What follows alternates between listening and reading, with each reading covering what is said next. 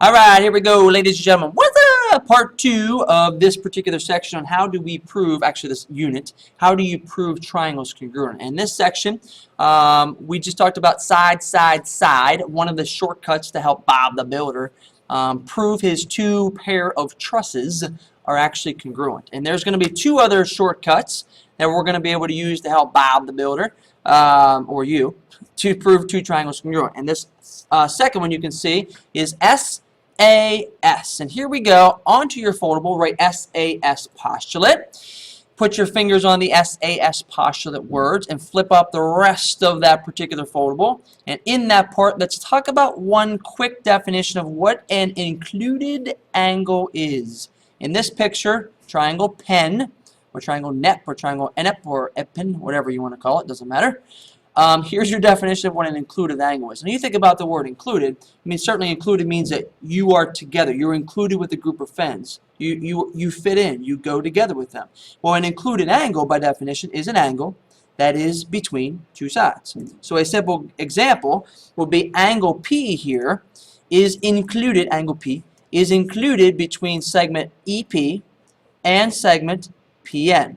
So those two sides right there encompass this point P, or angle P, sorry. So that's called an included angle. There are other included angles too. If I kind of erase this, I mean, you could say angle P, or sorry, angle E, I mean that angle is included between this side EP and this side EN. And likewise, you could say angle N is included between segment NE and segment NP. So the angle is between the two sides. That's what an included angle is. All important for when we get to this next shortcut of proving triangles congruent. So here's what you do. Put these two triangles in your foldable, triangle cat and triangle dog. And let's say these two things right here is what's given to us. We have segment CA, already known to be congruent to segment do. So ka and do. And we also know at is congruent to og. So go and ta, ta. Those two segments are congruent. So here's a quick question, just a little stroll down memory lane. What if we were using the SSS postulate to prove the two triangles congruent? What else would we need if that's what we were going to do? Well, I hope, actually I'll pause, you answer it now. I paused, you like that? Here you go, here's your answer. If you were going to prove that these two triangles were congruent through the SSS postulate, that means I need three sides, and I had one side with CA and DA, a second side here with AT and GO. My third side would have to be CT congruent to DG. That would be what I would need somehow to know to prove these two triangles are congruent through the SSS postulate. Now, that's not what this video is about, just a nice little recap, but here you go. What if I ask this question? What would the included angles be if I'm just focused on this congruent segment compared to this congruent segment, and this congruent segment compared to this congruent segment? So the question really is, considering these two congruent segments, these pairs of congruent segments, what would the included angle be? If you just looked at the blue triangle, triangle cat, what angle is included between the two tick-marked segments? Your answer should say angle A, and it is. Angle A is between these two sides. And likewise, angle O down here is between these two sides. Ladies and gentlemen, that right there actually is shortcut number 2. Anytime you can show a side, an included angle, and another side is congruent to a side, an included angle, and another side, that right there, ladies and gentlemen, is the SAS postulate. We call it SAS postulate, so that's exactly it. So on your foldable, here's what you should write. It's kind of short, so just get ready. Just kidding, it's actually kind of long. So it says, if two sides and the included angle, my goodness, if there's something that I would tell you to highlight or star or underline, it's that word right there. Because now we're talking two sides, yes, but the angle isn't just any old angle, guys. It's got to be included.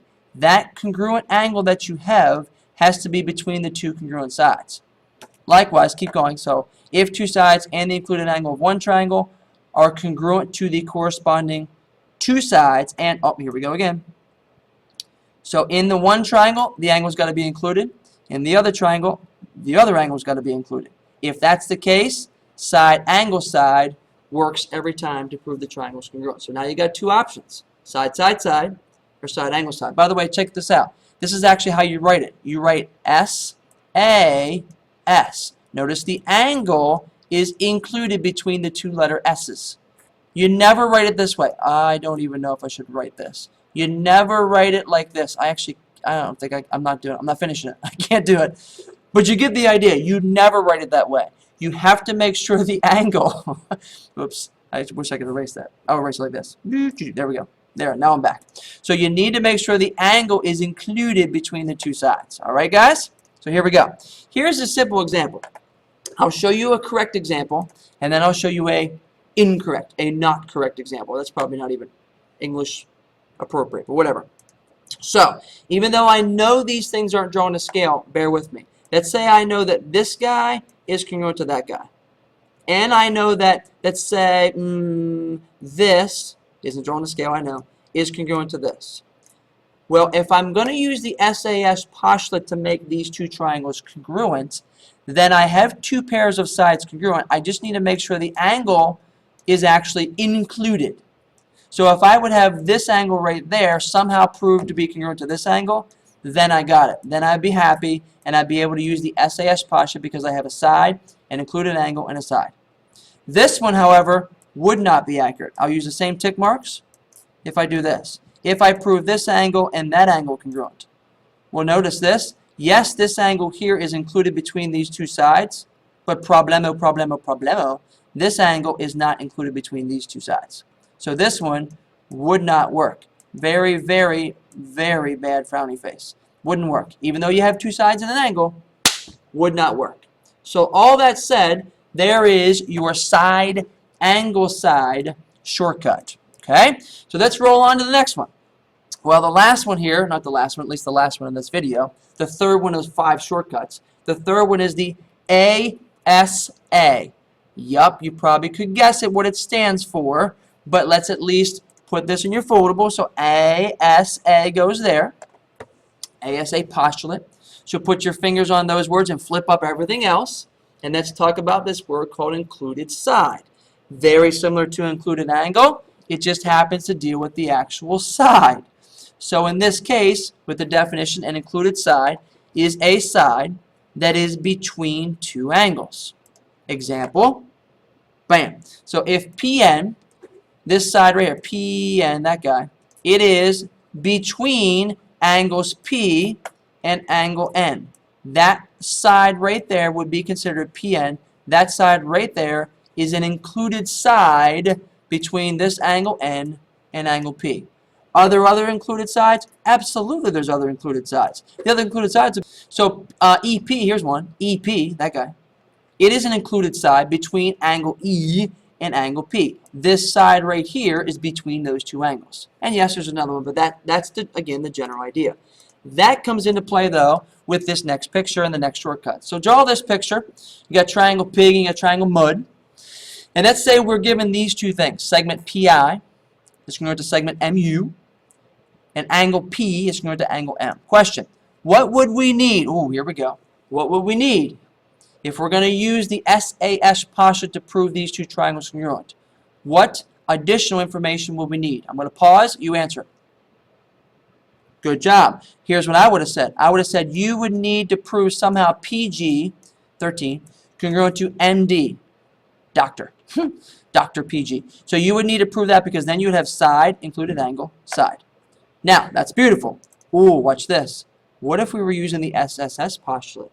Uh-oh. Yeah, you would need to prove some sides congruent. You would need PG 13 and MD doctor, no doubt, but you'd also need the GI bill, GI, and you need DU, whatever that is. DU, I don't even know. Duh. So you need those sides congruent to prove it through the SSS. But that's not what this particular part of the video is about. It's about the next shortcut, and here it is.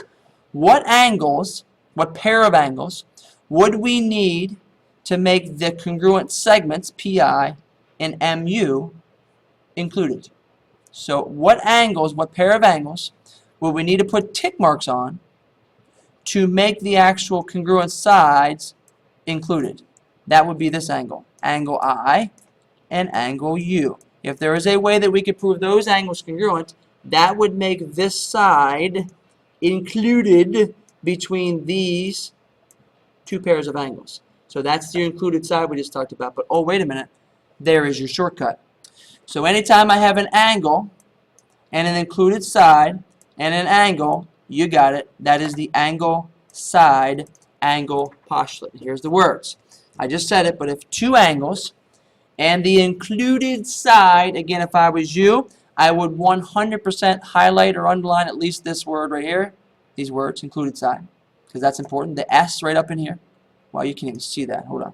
There we go. So that S up here, that S is between the two A's, the two angles. So the included side and two angles of one triangle to the corresponding two angles, and here we go again, included side of the other triangle is what makes the two triangles congruent. So that is angle, side, angle. And just real quick, just so you can have a visual, I'll give you one that's correct and one that's not correct. So here we go. So if I make an angle right here, and I make an angle right here, and then I make another angle, we'll say right here, and we'll make another angle, we'll say right there. I know this isn't drawn to scale, but just go off of the tick marks. If I'd want to use angle, side, angle, I'd need to prove this side and this side congruent because they're the two sides that's included between the congruent pieces. That's the only way that these triangles would be congruent. If I went over here and did the same thing, this angle, and then this particular angle, again, the same thing I started with. Now, if I said, hey, look at this, let's make this side congruent to that side. Well, they might look like they are, but again, you can't go off of that. It would not work to use the angle, side, angle postulate, guys, to prove the triangles congruent because even though this side right here is included, this side is not. So, when we use these postulates, you need to make sure the pieces match up correctly. And yes, we're going to practice and master these three in class tomorrow. And there are two other shortcuts that we'll get to. But so far we got side, side, side, side, and angle, side. Proud of you guys. Let's rock and roll. We'll see you in class. Later.